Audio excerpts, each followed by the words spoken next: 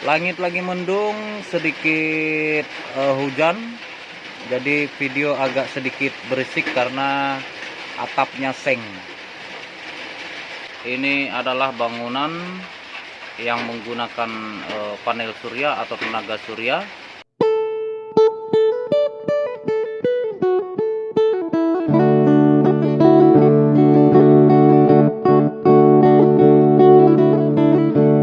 Halo bro, WhatsApp bro, WhatsApp geng, WhatsApp bray. Berjumpa lagi bersama kita tukang kula-kuli yang tidak lupa ngopi-ngopi. Oke, bersama saya Chen Putih, Soundjet Teknik dan Logika. Kali ini saya akan sedikit membagi tip atau informasi terkait proses kebiasaan progres kerja kita. Kali ini saya akan sedikit membahas atau membagikan informasi yaitu penggunaan ampli terhadap panel surya atau bahasa kerennya tenaga surya. Karena mengingat di semua lokasi tidak semua bersumber dari listrik. Jadi di sini saya ingin menyampaikan bahwa kejelian ini sangat perlu mengingat kondisi cuaca atau pergeseran musim, karena kebutuhan daya setrum di bangunan kita hanya mengandalkan panas matahari. Jadi di sini harus kita sesuaikan memilih ampli yang speknya tidak khusus untuk listrik, tapi yang low voltase. Di sini saya merekomendasikan seperti ampli Pyro MW88, kemudian merek Xiaoxi, ada lagi apa namanya yang grip Sweetlight apa yang jenis hampir mirip dengan ampli Pyro.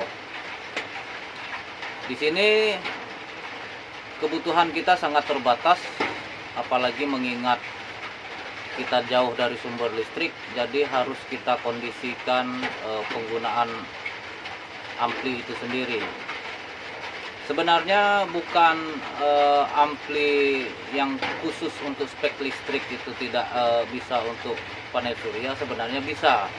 Cuman perlu kita diingat rata-rata ampli sebesar DAP, LAD atau Targa atau sejenisnya lah, itu memiliki komponen yang menurut saya besar-besar semua, termasuk trafo, kemudian apa namanya sistem pendingin kipas anginnya, itu yang harus kita pertimbangkan. Kemudian daripada ampli yang besar-besar ini biasanya ketika powernya kita off-kan tidak langsung mati, masih tetap hidup selama kabel masih tersambung ke aki. Nah, di sini kita bisa melihat proses kerja ampli ini hanya menggunakan apa istilahnya switch otomatis. Biasanya kalau Pyro walaupun masih tersambung kabelnya di aki, tapi ketika on off-nya dari belakang kita matikan, dia akan mati, tidak bunyi terus seperti ampli-ampli yang saya bilang tadi. Jadi di sini penting kita membagi atau menganalisa, karena mengingat kebutuhan itu tadi, sesuaikan dengan kebutuhan. Ampli ini sangat krusial sekali untuk menunjang performa daripada bangunan kita. Jangan sampai akinya tekor, apalagi kondisi seperti sekarang ini yang saya berada di lokasi lagi hujan, mendung guys, lagi hujan, jadi otomatis kebutuhan aki sangat terbatas sekali untuk menyerap sinar matahari. Kedua, referensi dari saya untuk penggunaan aki, sebisa mungkin pakai aki kering. Kalau bisa untuk yang panel surya pakai aki kering.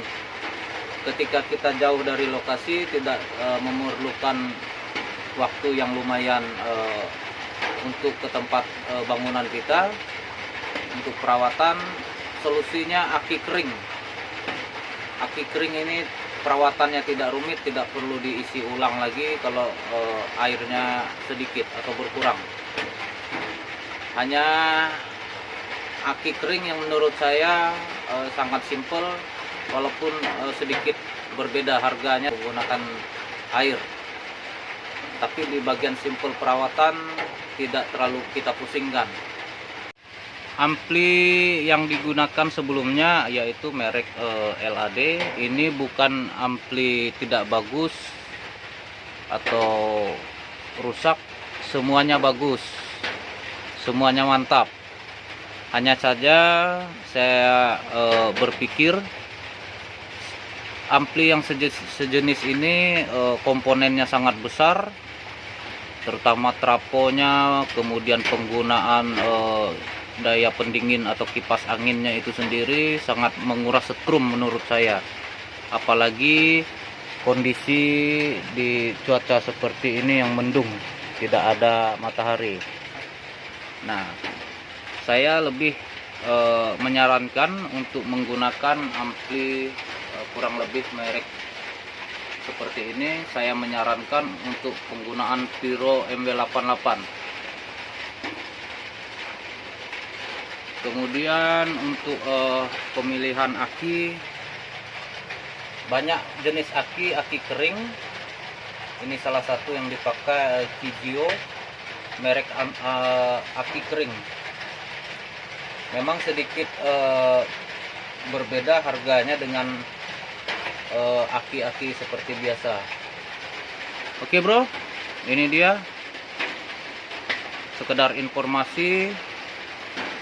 Semoga video ini bisa menjawab beberapa pertanyaan-pertanyaan kawan mengenai aki yang sering tekor.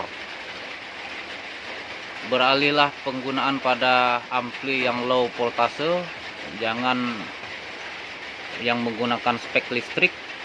Memang pada dasarnya ini bisa untuk aki, tapi konsumsi daya setrumnya sangat besar sekali. Makanya kita menggunakan yang lebih simpel.